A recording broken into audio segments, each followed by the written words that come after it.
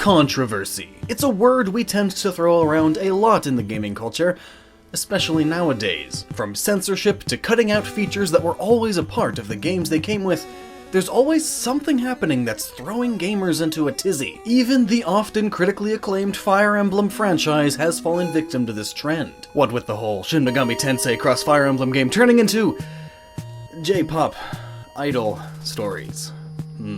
But did you know that there are even more controversial changes to Fire Emblem that you have never heard of? Well, today I'm here to help you learn a little something with Fire Emblem's Top 10 Controversies. Number 10. Name changes. Now, this little tidbit is easily the least controversial subject on the list, but that's why it's number 10. It's still very interesting though, to say the least. As the Fire Emblem games have started to be ported internationally over the past decade, many changes were made to the games, and in particular, people's names. Many of the names in Fire Emblem continuity are references to mythological beings, often which tie into a character's persona, such as Nana from Fire Emblem Genealogy of the Holy War being named after the Norse goddess, and weapons such as the Ragnarok and Guy Bulg being consistent throughout the series. So while localizing them to another country, it's difficult trying to maintain this while not having some ludicrous name that no one in a particular region would understand. One of the characters from Path of Radiance named Mist actually had to be renamed Alja, of all things, in the German localization, despite her name being one of a mythological Valkyrie. But why was it changed? Because Mist in German is a curse word. That means shit. Literally, shit. So take that as you will. Famously, Marth, the iconic swordsman from that one Fire Emblem game that you may have played, Super Smash Bros. Melee, was originally called Prince Mars when he made his first appearance internationally in Fire Emblem the anime. This anime's dub was so bad that it's good, and thus really didn't do much to help with Marth's appearance. Number 9. Cut content from Fire Emblem Mystery of the Emblem. Now here is where we get into some actual controversy for the series. The first one, to be exact, Fire Emblem Mystery of the Emblem is an oddity of a game, being a remake and a sequel at the same time. Coming out in 1994, it was a retelling of the original Fire Emblem from the Famicom, but with some things missing. 5 entire chapters, along with the 6 characters that were contained within them, were wiped away from the first game, titled Book 1. If your favorite character was within one of these chapters, they were gone forever. All of this was because the Super Famicom was a puny little device in terms of storage. Putting books 1 and 2 together was an impossibility with this console. So, as Book 2 was the one with the brand new content, Book 1 received the cut. While this didn't necessarily trample on the original experience, it still left many fans of the original game hurt for its loss. Number 8. Skinship. Here is where we get into what you, the viewer, might already know. Fire Emblem Fates has been one of the most interesting Fire Emblem titles to date. In controversy, I mean. This controversy all stems from the removal of one thing: Skinship. Skinship was a bizarre idea introduced into Fire Emblem If, the Japanese version of Fates, where you could pet anyone who came over to your private quarters by rubbing your stylus all over them, just like Pokemon Ami and Pokemon Recover, but with people. And I mean anyone. Your brothers, your sisters, reincarnations of characters from past games who love it to death, and many more. This starkly contrasted with everything the Fire Emblem series previously stood for. A serious fantasy medieval drama with a bit of humor thrown in for added effect. So many people, in many reasons, were surprised by this addition. But the main chunk of controversy came when the news got out that this feature would be removed outside of Japan. The internet collectively revolted against its removal. There were petitions and fan outcry across the board for the removal of this petting minigame. A surprise compared to many of the other controversies that have plagued the series. Speaking of which, number 7. Fire Emblem GBA. The original Fire Emblem, or the original for the world outside of Japan. Released on the Game Boy Advance in 2003, many praise this game for its story and gameplay, but there's one significant portion of the game that was one of the few times where the series actually held your hand: Lynn's story. Lynn's story was the beginning of Fire Emblem for many, but in all actuality it was a bona fide tutorial that took up a portion of the game. It was all around easier than the rest of the game, requiring little strategy to complete. Even the series' iconic permadeath feature wasn't an issue, as any character who fell in battle in Lynn's story would still come back for the rest of the game. Worst of all, there was no ability to skip it and continue on with the main story. Or was there? As a prequel to the Japanese-only Fire Emblem The Binding Blade, there were some features that we were just never given. One of these was the ability to connect your save data from the Binding Blade to the new Fire Emblem, which allowed for something much needed. The ability to skip Lynn's dreadfully awful story. It was the classic old-school mentality of Nintendo all over again, thinking that a Western audience was unprepared for the difficulty that the Fire Emblem series entailed. Americans are dumb. This feature even included an epilogue that concluded the story fully and connected it to the Binding Blade, which was included in the North American version on the cartridge, but not in the European version for some strange and unknown reason.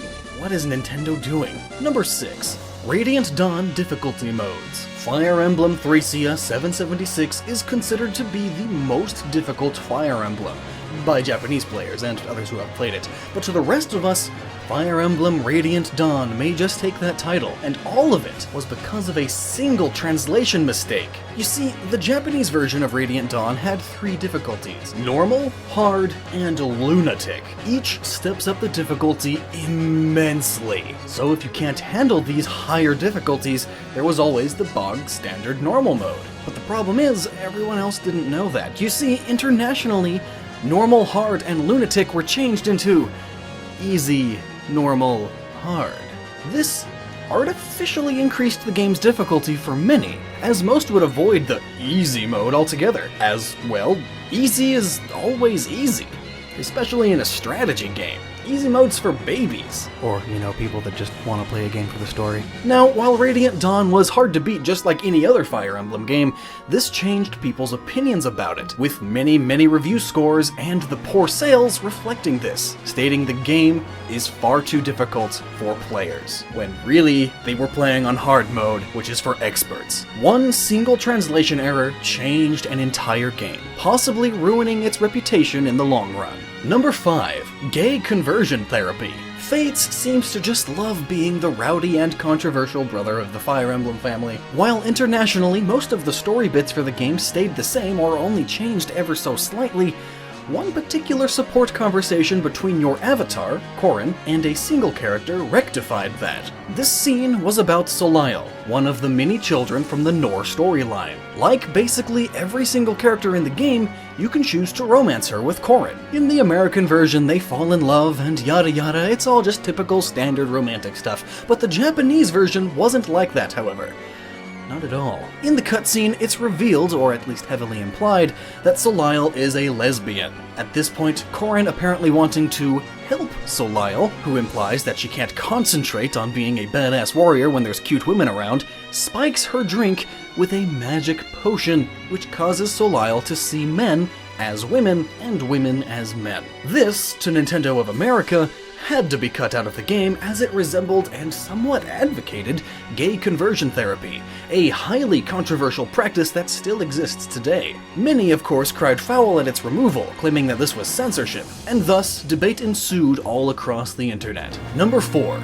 Changes with Fire Emblem The Binding Blade. Once Fire Emblem entered the Game Boy Advanced era, the entire series was radically mellowed down from its previous entry, 3CS 776. Early adopters of the new system enjoyed the next entry, Fire Emblem The Binding Blade, for its simplistic yet colorful story, and found the previous games to be nothing in comparison. Binding Blade's gameplay was easy, to say the least, and required less thought than any map from 3CS 776. This shattered the Fire Emblem community into 2 sides. One that was hooked on the new direction the series was taking, and another who wished to dial back the clock to the era when Shozo Kaga, the series creator, was in charge. While Binding Blade's changes to gameplay and other departments helped make the series immensely more enjoyable to new audiences, since sales were on a drastic decline from their last entry, somewhere along the way it had lost its heart and soul of what it meant to be a Fire Emblem game, which caused the splitting of this community. After the initial negative reception of Binding Blade, it took a long while for the series to earn back the trust of its devoted fan base, but they eventually did earn that trust back. For a time. Number 3. Changes with Fire Emblem Awakening. Now, here is where very old school fans of the series get really testy. Fire Emblem Awakening, a game that is hailed by many as a fantastic game in its own right, is actually somewhat despised by the Fire Emblem faithful. Binding Blade had done much to appeal to the somewhat more casual gamer crowd, but not nearly as much as Awakening did. Casual mode removed permadeath entirely, negating one of the series' primary features. Players could grind endlessly with their units by heading back to old locations via the world map, turning their characters into super soldiers and making Awakening a breeze if you chose to do so. And the level cap was broken entirely to go along with this. You didn't even need to grind to make things easier, as the pair-up mechanic did that for you, allowing 2 units to join forces and make it all the more troublesome to kill you. So depending on how you played the game, Fire Emblem Awakening could be the easiest Fire Emblem game you've ever played, or the most difficult one. And this didn't set well with many fans. While Awakening saved the Fire Emblem franchise from its own demise, it couldn't save itself from its community, with many considering this another terrible turning point for the series. And also there was the whole Naui controversy, a little girl that you could marry and have a child with, but it's fine because she only looks like she's 6, but she's actually a 1,000-year-old dragon person. Number 2. Fire Emblem New Mystery of the Emblem versus Awakening. Ever heard of Fire Emblem New Mystery of the Emblem? I doubt you have, unless you're a more hardcore fan of the series. Coming out just a few years before Fire Emblem Awakening, many forgot this title even existed, let alone its importance to the Fire Emblem series in general. Most consider Awakening to have many innovations for the series, but in actuality a lot of that is owed to Fire Emblem New Mystery of the Emblem. Awakening didn't introduce casual mode, New Mystery did. So a lot of the controversy around Awakening should be towards this one. New Mystery also introduced the idea of a playable and customizable avatar for the player, so they could be a part of the story. But more importantly, this entry is actually the hidden savior of the franchise. If New Mystery hadn't sold well, it may have been possible that the franchise would have been dead right then and there. It didn't sell incredibly well, only a measly 270,000 copies, but it was enough for Nintendo to go through with Fire Emblem Awakening. So without Fire Emblem New Mystery of the Emblem, the series wouldn't have the mainstream status that it enjoys today. And to many hardcore Fire Emblem fans, it is a huge tragedy that no one seems to remember that, or this game, at all. And number 1, the Tear Ring Saga lawsuit. This right here is the most important out of all of these supposed controversies. You see, back in the day, Fire Emblem was created by Shozo Kaga and his team at Intelligent Systems. They enjoyed great success for nearly a decade, with the franchise only becoming more and more popular by the day. Shozo Kaga created great, innovative titles such as Fire Emblem Genealogy of the Holy War, which introduced the weapon triangle, and was a sweeping historical and generational epic, along with Fire Emblem Thracia 776, one of the hardest games ever created. And of course, the original Fire Emblem, which paved the way for the tactical RPG genre. But as his franchise reached the end of its console era, he had looked to the Nintendo 64 for its next entry. Fire Emblem 64, Maiden of Darkness, would have been this, but soon after its apparent cancellation, Kaga left Fire Emblem and Nintendo behind forever.